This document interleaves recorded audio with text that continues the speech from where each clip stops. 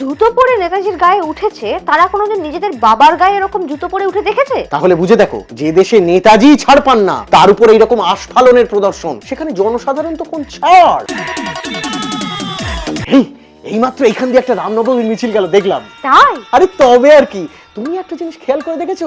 দুর্গাপুজো গেল, ঈদ গেল, বড়দিন গেল, কেক, সিমাই, খিচুড়ি সব গেল, কোথাও কিচ্ছু হলো না।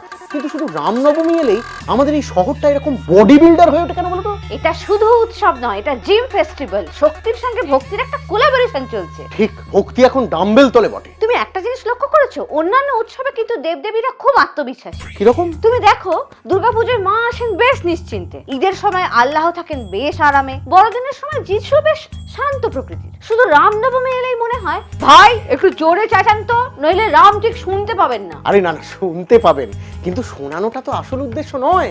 আসল উদ্দেশ্য হচ্ছে দেখানো। দেখানো কার কাছে? এই যাদের দেখানোর কথা নয় ঠিক তাদের কাছে। আসলে ভক্তি হচ্ছে এক ধরনের মাইক টেস্টিং। হ্যালো, আমরা আছি, তোমরা শুনতে পাচ্ছ তো? ব্যাপারটা এরকম। কিন্তু এত দাপট কিসে? যে ধর্ম হাজার হাজার বছর ধরে টিকে আছে সে কি সত্যি এতটা অনিরাপদ, এতটা ঠুনকো? ধর্ম অনিরাপদ না, অনিরাপদ হচ্ছে রাজনীতি। ধর্ম যত পুরনো, রাজনীতি তো তত নতুন। আর যে কোনো নতুন জিনিস তো জোরে জোরে চিৎকার করে নিজের অস্তিত্ব জানায়, ওই অ্যাডভার্টাইজমেন্টের মতো আর কি। মানে ধর্মটা এখানে অজুহাত? ধর্ম হলো মাইক, আর ভলিউম কন্ট্রোলটা অন্য কারোর হাতে।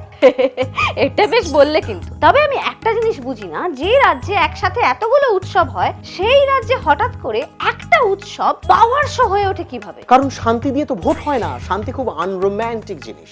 হ্যাঁ, আমিও আজ অব্দি কোনো খবরের কাগজের হেডলাইন দেখিনি যে আজ শহরে কোনো দাঙ্গা হলো না। খুব বোরিং। কিন্তু শোভাযাত্রায় উত্তেজনা শব্দটা কিন্তু বেশ সিনেম্যাটিক। তাহলে কি আমরা এখন উৎসব না ট্রেলার দেখছি? অবশ্যই। আর ট্রেলারের শুরুতে কি ছিল দেখোনি? নেতাজির গায়ে জুতো পরে উঠে ধ্বজা নাড়ানো।